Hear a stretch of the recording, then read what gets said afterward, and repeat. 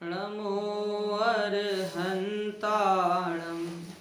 नमो सिद्धाणं नमो आयर्याणं नमो वज्झायाणं नमो लोये सबसाहुणम् अरिहंत सिद्ध सूरि उपाध्याय साधु सर्व अर्थ के प्रकाशी मांगलिक उपकारी हैं। तिनको स्वरूप जान राग ते भई जो भक्ति काय को नमाए स्तुति उच्चारी है। धन्य धन्य तुन्हीं से काज सब आज भय कर जोरी बारंबार वंदना हमारी है। मंगल कल्याण सुख ऐसो हम चाहते हैं। हो मेरी ऐसी दशा जैसी तुम धारी है। हो मेरी ऐसी दशा जैसी तुम धारी है। तीर्थंकर देव और मुनिराज गुरुजन जितने भी साधर्मी अपने हैं तो वो सब समाधि धारण करते हैं। तो जैसे कि अपने विगत दिनों में चर्चा हो रही है कि समाधि सुनते से ही मरण के अपन के उसमें वो आता है कि समाधि पाठ है तो वो मरण के उसमें ही पढ़ा जाता है। 12 भावना है तो वो मरण के उसमें ही भाई जाती है। परंतु अपन अपने ग्रंथों में देखें तो समाधि और 12 भावना ये तो भैया सुगति में जाने के साधनभूत कार्य हैं। 12 भावना तीर्थंकर भाते हैं। 12 भावना भाने से तीर्थंकर नाम कर्म नाम का महापुण्य का उदय होता है। तो क्या वो 12 भावना मात्र मरण पर्यंत ही पढ़ने योग्य है क्या? उसको ऐसा मानना ये सही बात है क्या? तो कहते हैं कि ये सही नहीं है। ये तो जीवन भर करने योग्य कार्य है। जैसे अपन देखते हैं कि समाधि क्या है तो समाधि बोलते हैं कि एक व्यक्ति यदि मंदिर भी जा रहा है, देव दर्शन भी कर रहा है और उसके मन में ये श्रद्धान है कि यही सच्चे देव शास्त्र गुरु हैं, तो वही उसकी यही समाधि है। समाधि है समभाव है। क्या समभाव? सब जीवों के प्रति समभाव रखना। अरे अपन तो धन्य हैं, अपन को तो भाग्य अपना अच्छा मानना चाहिए। वैसे संसार में देखें, यहाँ पर ये उदाहरण दे रहा हूँ, ये बात तो उचित है ही नहीं। यहाँ पे तो पूरा उल्टा ही कार्य है। परंतु अगर अपन कहीं और देखें कि सास अगर बीमार पड़ी है तो वहाँ पर बहू बोलती है कि कब ये सही होगी या कब ये यहाँ से जाएगी। इतने बुरे बुरे विचार रखती है। हाँ, और यदि वही वहाँ पर उस सास ने धर्म किया हो, जीवन भर तत्व पाला हो, तो वो उसके प्रति समभाव रखती है। क्या समभाव? कि भैया मैंने ही कर्म किए होंगे ऐसे जो मेरे को इसका फल मिल रहा है। जब राम ने सीता को वनवास छोड़ा तो सीता ने भी राम से क्या कहा था? विगत भव में जो बांधे कर्म वही फल देते इस भव में। किया होगा कोई अपराध भयंकर मैंने गत भव में, उसी के फल में ये संयोग मिला होगा ना आपका दोष। इतना कर्मों के इतना प्रबल श्रद्धान था कि राम वापस लेने आए सीता को, बोल रहे हैं कि वापस चलो मेरी गलती है, तो भी सीता उनसे कहती है कि भैया नहीं, मैं वापस नहीं जाऊंगी। मेरे कर्मों का उदय था, इसमें मेरे साथ जो भी कार्य हुए हों तो वो कर्मों के अनुसार मैं बोलती हूँ कि उनका बल ज़्यादा है। हाँ, तो इतना प्रबल श्रद्धा सीता को था तो वो उसके लिए वो समाधि है। क्योंकि जब जीवन तक अपन ये सब कार्य करते हैं तब अंत में जाकर ये सब काम आते हैं। हाँ, वाणी बोली सुन मेरे भैया, चाहे ले ले लाख रुपया, डॉक्टर वैद्य भी काम ना आई, ऐसी हुई विदाई, तूने यूं ही गवाई। हाँ, डॉक्टर को लाखों पैसे देके जो डॉक्टर बोल रहा है वो कार्य कर रहे हैं, जो डॉक्टर बोल रहा है वो चीजें छोड़ रहे हैं, जो डॉक्टर कह रहा है वैसा ही अपना रूटीन हो रहा है, तो भी डॉक्टर के कहे अनुसार चलने पर भी अपन को इतना सुख नहीं मिल रहा। और जितने शास्त्र अपने पास उपलब्ध हैं, जिनेंद्र भगवान की वाणी, उनकी देशना अपने पास उपलब्ध है, उस देशना को एक बार मानने से क्या क्या नहीं हो जाता। अरे सबसे स्ट्रेस फ्री लाइफ जीनी हो तो जैन धर्म की जिनवाणी में जो बात लिखी है वो मान लो। जितने भी आजकल मोटिवेटर है पैसे लेते हैं वो सब करने के, जितने भी ये शोज वगैरह हो रहे हैं, स्टेज पे बोल रहे हैं, इन सब के लाखों लाखों रुपए लेते हैं और वो बातें अपन को ऐसे ही उपलब्ध हो रही हैं। हर्षवर्धन जैन है, आपने कभी नाम सुना हो, हर्षवर्धन टकला है गंजा, तो वो एक जैन है हर्षवर्धन, यूट्यूब वगैरह पे बहुत फेमस है। तो वो मोटिवेटर है, वो स्मारक में आता है, दर्शन करने आता है। शांति जी भाई साहब जो हमें क्लास में पढ़ाते हैं वो प्रवचन सुनने आता है और वो हमें बोलता है कि इससे ज़्यादा अच्छी बात, मैं जो बातें बताता हूँ ये बातें यहीं से आती हैं, मैं ये सुनने इसलिए यहाँ पर आता हूँ। तो कहाँ पर अपन वो पैसे दे दे के इतने बड़े बड़े आदमियों को बुला रहे हैं और वो बड़े बड़े आदमी अपनी जिनवाड़ी में से सीख रहे हैं और क्या सिखा रहे हैं वो सबको, स्ट्रेस फ्री लाइफ। और यहाँ पर स्ट्रेस फ्री लाइफ अपन क्या समझते हैं, पैसा, धंधा, इतने सारे काम। वो खुद बोलते हैं कि ये सब नहीं करो, अपने आप को देखो। हाँ, तरस में आया जिन धर्म पाया, ये थी पुण्य कमाई, तूने यूं ही गवाई। हाँ, तरस में आके भी अपन को जब ये मिल गया है, जैन धर्म मिल गया है, तो ये किसके योग से, पुण्य के योग से मिला है। रत्नकर्ण श्रावकाचार्य ग्रंथ है जिसपे सुबह चर्चा हो रही है, उसमें तो ये लिखा है कि जब ये उत्तम कुल में पैदा होता है ना, उत्तम कुल का जन्म मतलब क्या समझ रहे हो, जब ये असंख्यात बार देव कुल में जाता है ना, देव गति में जाता है, देव बनता है, तब जाकर एक बार इसे उत्तम कुल मिलता है। हाँ, एक बार मनुष्य पर्याय मिलती है, उत्तम कुल भी नहीं मिलता, एक बार मनुष्य पर्याय मिलती है।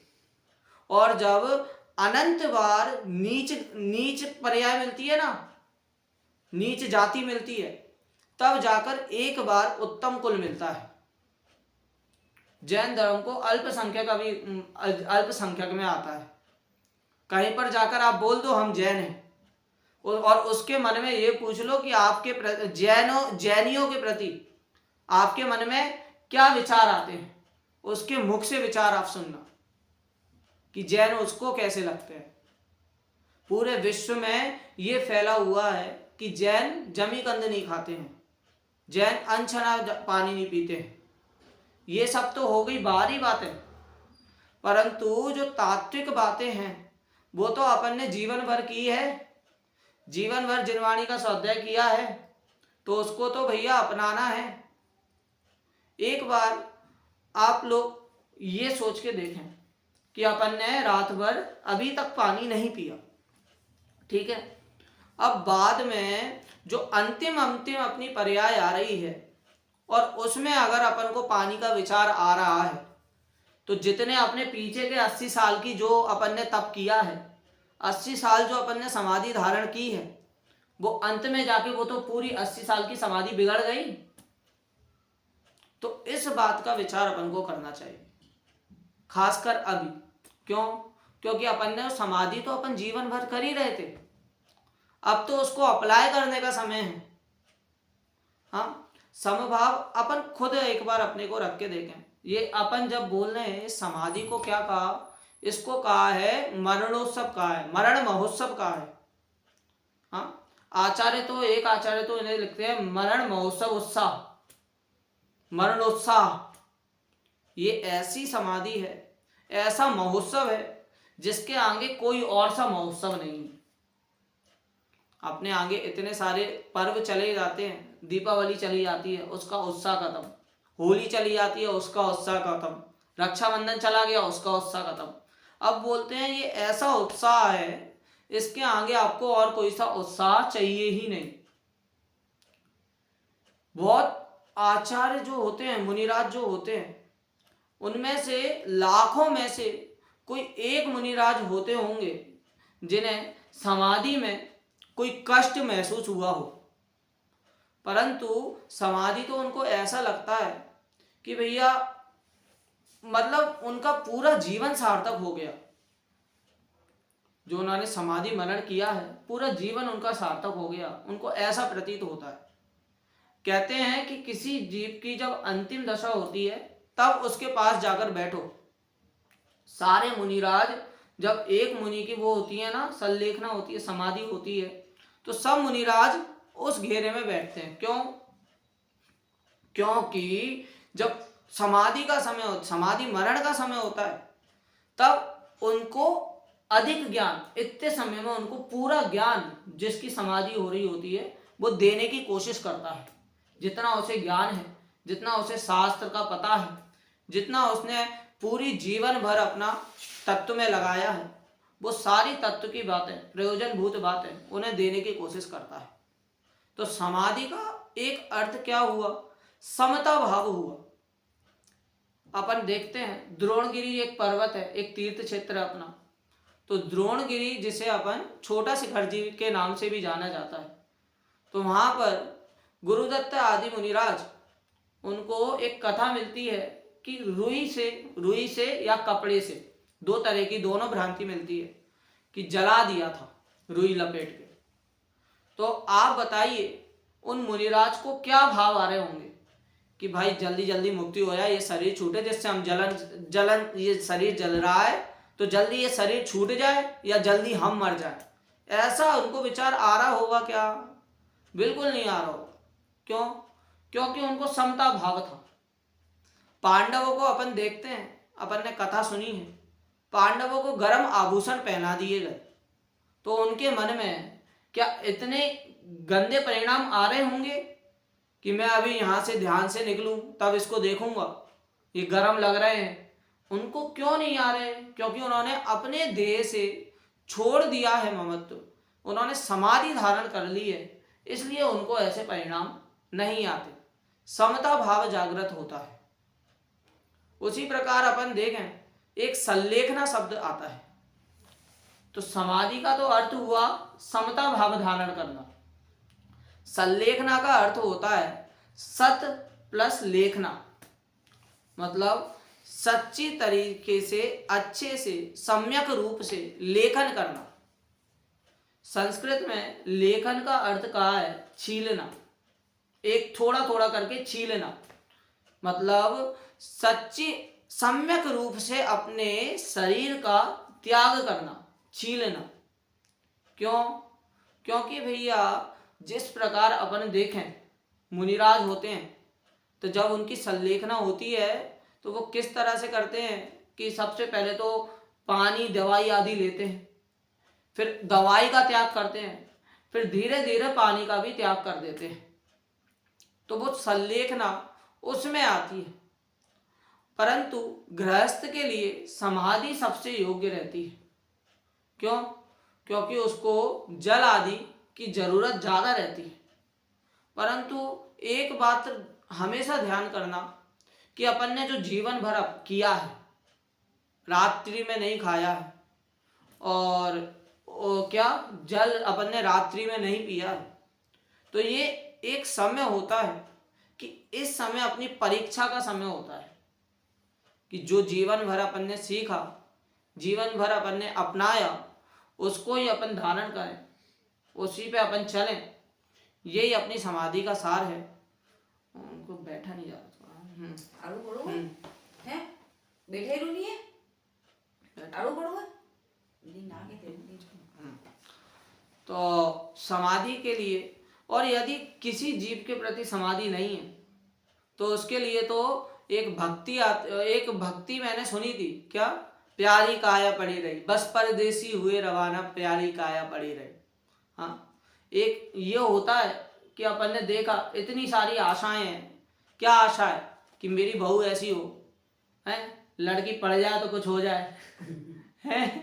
तो ये सब जो अपनी आशाएं, क्या बोलते हैं, आशाओं का हुआ खात्मा, धरी तमन्ना पड़ी रही। ये सब जो बातें, जहां पर अपेक्षा होती है वहां पर वो उपेक्षा का पात्र बनता ही है। अपेक्षा इस जीव की सबसे बड़ी, अब ये नहीं बोल रहा कि अपेक्षा ना करो, अपन तो सारी फैक्ट की बातें कर रहे हैं। अपन ने किसी से अपेक्षा की कि भैया वो अच्छा मार्क्स लाएगा पेपर में, और वो पेपर में अच्छे मार्क्स ना लाकर थोड़े खराब मार्क्स ले आया, तो वहां पर अपन को दुख होता है। क्यों? तुमसे ये अपेक्षा नहीं थी, ऐसा तुमने किया, गलत बात। क्यों? दुख अपन को उस समय ज्यादा होता है जहां पर अपेक्षा होती है। इसी तरह अपन ने एक वो पढ़ी है, भक्ति आती है, पंक्ति आती है, कौन सी, कि वो जो थी जननी तेरी वो ही भगनी बनी। हाँ, ऐसी एक भक्ति है कि उसमें ये बता रहे हैं कि भैया जहाँ पर जिसके अपन पिता हैं उसके अगले जन्म में पुत्र बनते हैं, जिसके पुत्र हैं उसके अगले जन्म में पिता बनते हैं।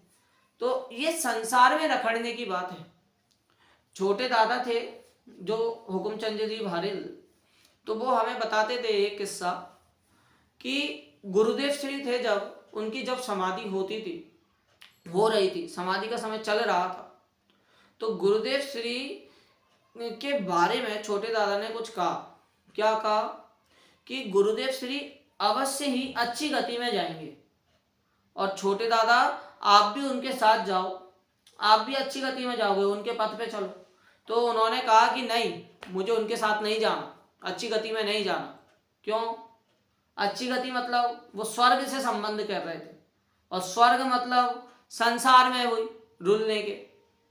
हाँ, स्वर्ग की आयु होती है ना, कोड़ा कोड़ी सागर होती है, तो बोलते अब इतने कोड़ा कोड़ी सागर और मैं संसार में रुलूंगा, मेरे को नहीं जाना अच्छी गति, हम तो सीधे मोक्ष जाएंगे।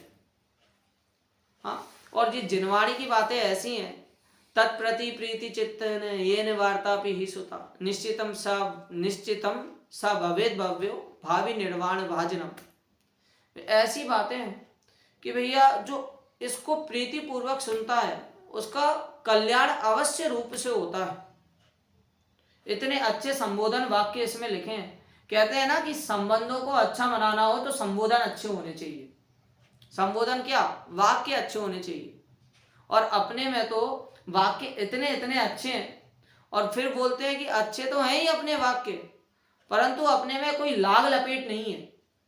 जो बातें हैं वो जैसी हैं वैसी बातें अपन को कह दी हैं।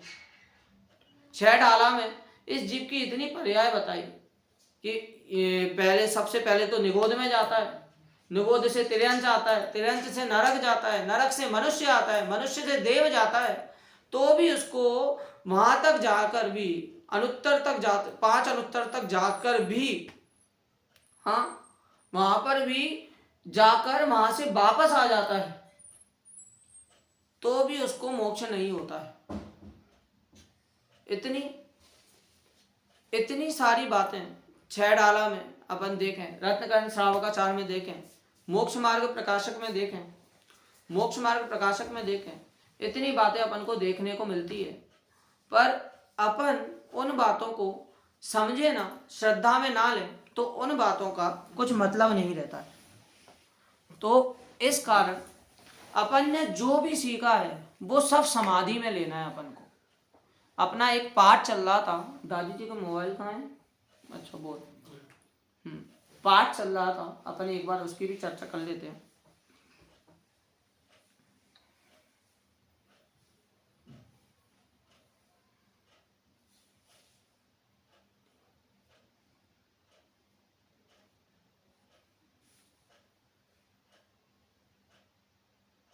13वें से।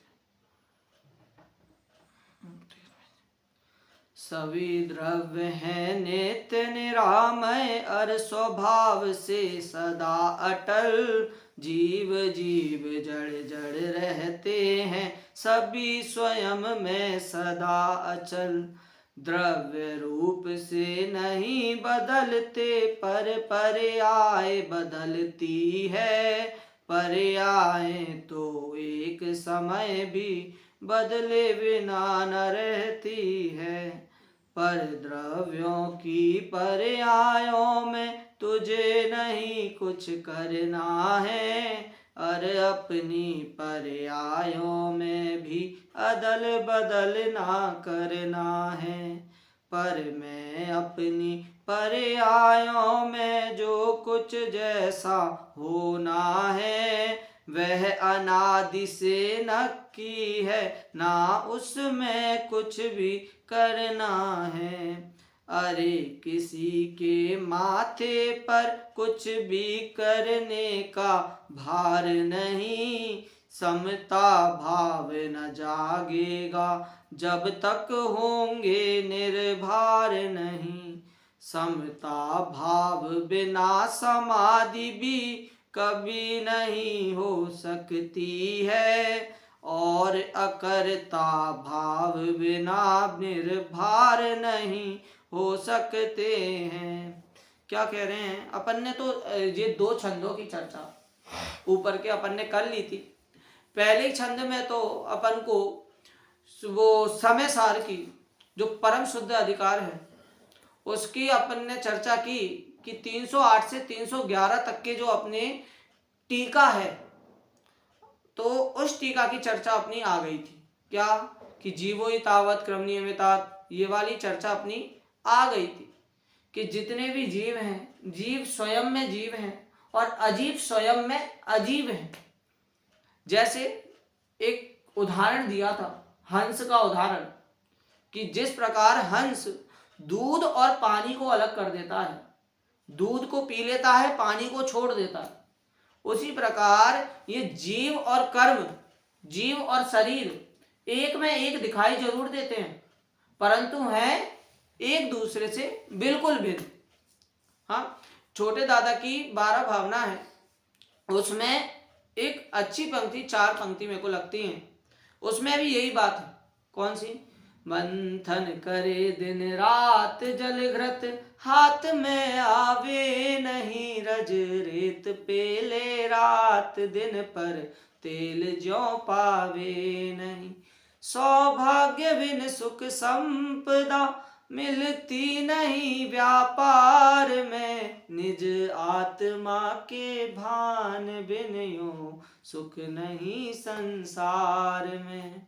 क्या कि भैया दिन रात मंथन करे, काय का मंथन करे? जल का मंथन करे, है मते जल को। कब अपन को घी उससे मिल जाएगा? अपन उसको महीने भर मथ रहे हैं, हफ्ते भर मथ रहे हैं, महीने भर, साल भर, कितना मथेंगे अपन को घी मिलेगा? तो बोलते हैं कभी नहीं मिलेगा। अपन रेत को कितना पेलेंगे, कितना उस रेत को घिसे अपन को तेल की प्राप्ति होगी? तो बोलते हैं उसमें तेल है नहीं तो किसकी प्राप्ति होगी? उसी तरह सौभाग्य के बिना तो संपदा भी नहीं मिलती, सौभाग्य के बिना अपनी प्रॉपर्टी भी नहीं मिलती बंटवारे में। तो उसी तरह आत्मा के भान बिन यो सुख नहीं संसार में। संसार में है तो आत्मा का अगर अपन को चिंतन हो तभी संसार में अपन को सुख मिल सकता है। हाँ, और अभी ये बात अपने बीच आ रही है कि अरे किसी के माथे पर कुछ भी करने का भार नहीं। हाँ, अगर अपन है, किसी के माथे पर कुछ करने का भार नहीं। हाँ, आप सोच रहे हो कि आप इनका कर रहे हो, आप नहीं कर रहे इनका कुछ। क्यों नहीं कर रहे? क्योंकि भैया कोई किसी का कुछ कर नहीं सकता है। हाँ, सहज रूप से जितना हो रहा है वो हो रहा है। और इसमें भी अगर अपनी अभी चर्चा हुई ना कि समाधि मतलब समता भाव, इसमें भी यही बात आई कि समता भाव बिना समाधि भी कभी नहीं हो सकती है।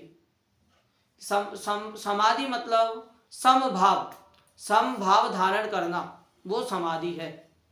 तो समता भाव बिना समाधि भी कभी नहीं हो सकती है, और अकर्ता भाव बिना निर्भर नहीं हो सकते हैं। क्या कि भैया अकर्ता भाव है, हाथ पे हाथ धरे हम कैसे बैठे हैं? अरे हाथ पर हाथ धरे हम कैसे बैठे रह सकते? इस हलचल वाली दुनिया में हम चुप कैसे रह सकते? यही तो सबसे बड़ी भूल है। बोलते हैं कि अगर हमें मोक्ष करना है, धर्म करना है, कार्य करने हैं, धार्मिक कार्य करने हैं, तो क्या करें? शिविर लगा लें, 10 लक्षण पर में व्रत धारण कर लें, उपवास कर लें, और यहाँ तो बोल रहे हैं कुछ मत करो। सबसे बड़ा कार्य होता है कुछ ना करना। कभी बैठो आप शांति से, कभी सोचो कि शरीर को लकवा मार गया, एक बार लेट जाओ, आधे घंटे लेट के देखो, नहीं रहा जाता। क्यों नहीं रहा जाता? क्योंकि करने धरने का बोझा अपने पे है। और अपने भगवान के अपन जब दर्शन करने जाते हैं, वहां देखो हाथ पे हाथ धर के भगवान बैठे हैं। इसीलिए प्रभु रख लिए तुमने हाथों पे हार, सुना है शरणागत भव्यों को मुक्ति मार्ग दिखलाते हो, अकर्तृत्व ज्ञायक स्वभाव की निर्मल दृष्टि कराते हो, अपनी प्रभुता अपने में प्रगटे अपने ही आप, इसीलिए प्रभु रख लिए तुमने हाथों पे हाथ। हाँ, वहां पर बोल रहे हो कि शरणागत को मुक्ति मार्ग दिखलाते हो, और फिर आगे जाके बोलते हो कि अपनी प्रभुता अपने में प्रगटे अपने ही आप, मुक्ति मार्ग दिखलाते हो। मतलब कहाँ है इस पे सारा? शास्त्र हैं इतने, आए कहां से वो शास्त्र? लिखे तो मुनियों ने, चलो अपन ने माना कि जिनवाड़ी है वो लिखी मुनियों ने, चलो मान लिए ये भी। मुनियों के पास कहां से आई? बोलते प्रति गणधरों से। प्रति गणधर के पास कहां से आई? गणधर से। गणधर के पास कहां से आई? भगवान से। भगवान के पास कहां से आई? केवल ज्ञान से। हाँ, तो ये सब जो बातें हैं, मेन तो अपना स्तोत्र होने चाहिए देव शास्त्र गुरु। आप बोलो कि देव शास्त्र गुरु की श्रद्धा क्यों करें? तत्वार्थ सूत्र में लिखा है सम्यक दर्शन ज्ञान चारित्राणि मोक्ष मार्ग, फिर आगे लिखते हैं तत्वार्थ श्रद्धानम सम्यक दर्शनम। तत्वों के ऊपर श्रद्धान करना वही सम्यक दर्शन है। और आप बोल रहे हो देवशास्त्र गुरु पे श्रद्धान करो, ये तो गलत बात है। तो उनसे बोलते हैं कि भैया मेन स्तोत्र तो देव शास्त्र गुरु ही है। वहां तक ही तो ये बात आई। एक भिखारी है, अगर भिखारी आपको कोई बोले कि नोटबंदी हो गई, तो आप विश्वास करोगे क्या? नहीं। और वही बात नरेंद्र मोदी टीवी पे आके भाइयों और बहनों कह के बोल दे नोटबंदी हो गई, तब विश्वास होगा।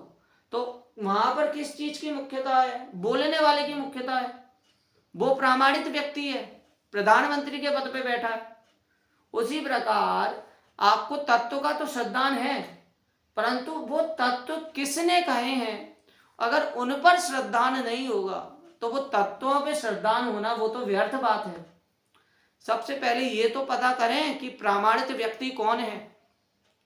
समंत भद्राचार्य देव, उन्होंने तो भगवान को कटघरे में खड़ा कर दिया। हाँ, चामरादि विभूतियां, इतना सब बोल दिया कि चमर अब ढोलते हैं आपके ऊपर, इतने सारे देव आते हैं आपके पास। हाँ, आकाश में गमन होता है आपका, तो भी मैं इसलिए आपको नमस्कार नहीं करता। क्यों? क्योंकि ये तो मायावियों के हो सकता है। जादूगर जादू कर देता है, भीड़ इकट्ठी हो जाती है, सब वाह वाह करने लगते हैं, तो ये तो मायावियों के भी हो सकता है। माया विश्व भी दृश्यन्ते ना तस्तुमसि नो महान, मायावियों के हो सकता है, मैं इसलिए आपको महान नहीं मानता। तो बोलते क्यों महान मानते हो? तो बोलते हैं निर्दोष, निर्दोष के साथ सर्वज्ञपना, और सर्वज्ञपना के साथ हितोपदेशितापना, ये 3 गुण हैं आपके, इसलिए मैं आपको महान मानता हूं। हाँ, वो अपन बोलते हैं भक्तामर में भी ये कहा है कि हमें नाम से मतलब नहीं है। बुद्धिया बिना भी विभूतार्चित, हाँ ये है तब शंकरोसी भुवनत्रय शंकरत्वात्, कि आपका कुछ भी नाम हो, शंकर हो, विष्णु हो, महेश हो, शिव हो, हमें नाम से मतलब नहीं है, हमें तो गुणों से मतलब है। और जिनके वीतरागता, सर्वज्ञता और हितंकर पना, ये जो गुण पाए जाएंगे, उन्हीं को मैं नमस्कार करूंगा, क्योंकि जैन धर्म में व्यक्ति की मुख्यता नहीं है, गुणों की मुख्यता है। अनंत परमेष्टि आदि है। तो परमेष्टि का मतलब क्या होता है? जो परम पद में स्थित हो, और परम पद में स्थित वो गुणों के माध्यम से अपन मानते हैं। अपन विद्वानों का जो सम्मान अपन देखते हैं, टीका तो उनको लगाते हैं, वो व्यक्ति नहीं है क्या? तो बोलते हैं वो व्यक्ति तो है, लेकिन उनके गुणों को लगाते हैं, उनके गुणों का सम्मान करते हैं। तो हर जगह गुणों की पूछ होती है। तो ऐसे गुणों पे ऊपर अपन को श्रद्धान होना चाहिए, और जो श्रद्धान है अपना टिके रहना चाहिए। सबसे बड़ी बात तो श्रद्धान है, तो वही समाधि है, और ऐसी समाधि का अपन को निरंतर चिंतन होना चाहिए। इस प्रकार अपनी आज की वाणी समाप्त करते हैं। जा वाणी के ज्ञान से सूझे लोकालो, सो वाणी मस्तक नमो सदा देत हूँ